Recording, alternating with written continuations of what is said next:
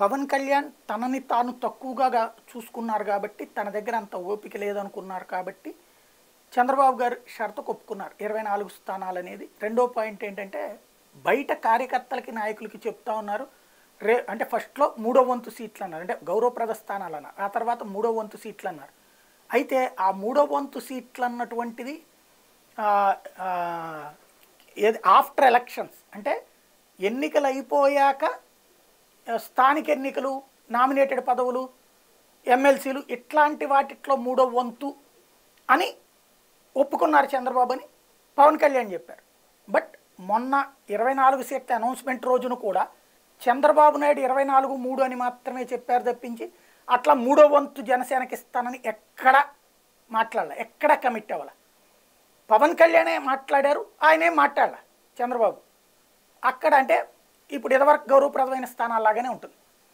But Bharatiya Janata party పొత్తుకు ఎందుకు తేలలేదు అంటే, ఒకటి దాదాపుగా 8 నుంచి 10 పార్లమెంట్ స్థానాలు, 20 నుంచి 25 అసెంబ్లీ స్థానాలు, అట్లాగే పవర్ షేరింగ్.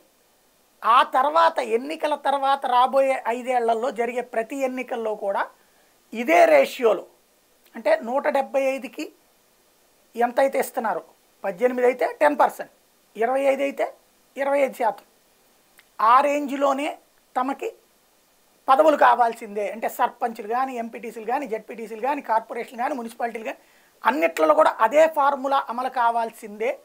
అందుకు ఓకే అయితే పొత్తు అన్నటువంటిది.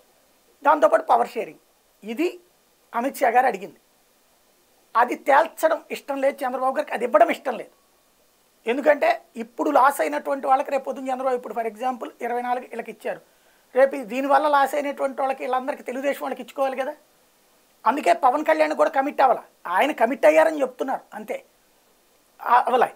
ఇప్పుడు అయితే గీతే ఓ 10% ఇస్తారేమో అంతే, ఆ స్థాయిలోనే ఉండొచ్చు.